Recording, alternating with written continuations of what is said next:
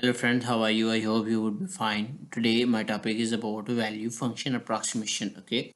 So before moving to my topic, I request you to please subscribe my YouTube channel and don't forget to watch my previous videos. So moving to my topic, the first thing is we'll learn about deficit graph gradient descent. Consider an optimization problem, the goal of which is to find the parameter w that minimizes the function jw is usually a differentiable error or cost or loss function based on a set of data. For example, the gradient of jw is the parameter w can be updated as the value function approximation for the policy evaluation.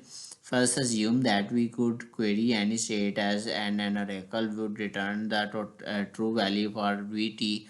The policy pi may be not that deterministic or stochastic.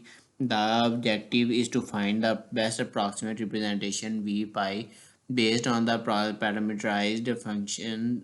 We define the loss function between the true value function vfs and its approximation to jw is equal to e pi v of pi s minus sw. We can use the gradient descent to find a local amount minimum w minus 1 over 2a stochastic gradient descent at GT method samples the loss functions JW at each example of state and just that weight the vector after each example by a small amount in the direction that would most reduce the error on that example.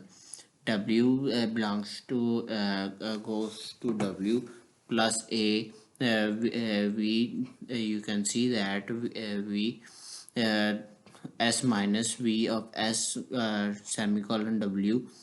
When we discuss model free policy evaluation in the previous chapter, we maintain a lookup table to store the estimates VFS or QSA and updated these estimates after each episode. MC methods or after each episode TD method by following up a fixed policy. Now we don't want to explicitly update the VFS QFS for all S and A. Instead, we try to find a good parameterized functions v cap or QSAW to approximate the true value function. Thus, we learn the parameter w based on the episodes in general, resulting VFAD does not get all states or even all examples accurately. No, exactly accurately. In addition, the VFA should generalize to all other states that have not been seen in the examples. However, in practice, that the true value of V of S is usually unknown. We will substitute the true function value with the quantity obtained from our sample episodes.